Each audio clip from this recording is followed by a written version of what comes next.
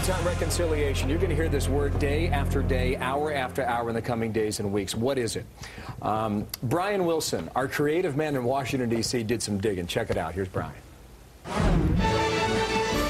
The United States Senate, the world's greatest deliberative body. George Washington told Thomas Jefferson the Senate was the saucer into which the hot tea of the House was poured to cool, a place where things can move at a slower pace so great statesmen can ponder matters deeply. And as we all learned in the classic movie Mr. Smith Goes to Washington, there's no place out there for graft, or greed, or lies, or compromise with human liberties. one senator can shut down all debate on a bad bill with a filibuster, right? Well, no, that's not right at all. Enter a little parliamentary device known as reconciliation. It's also called the nuclear option. So named because, if used, the minority, in this case the Republicans, will declare an all-out war of mutually assured destruction. To pass health care, there will be a flurry of measures, ping-ponging back and forth between the House and Senate. As it was pointed out brilliantly in this YouTube video, a passed budget reconciliation measure took 70 hours of debate.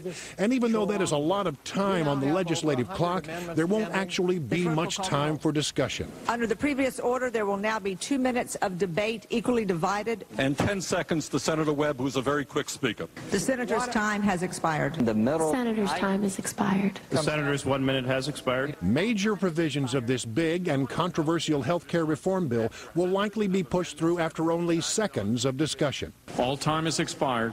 And ultimately, it may come down to a decision made by an unelected Senate staffer. The Senate parliamentarian must rule that the matters in the bill are not extraneous to the budget process.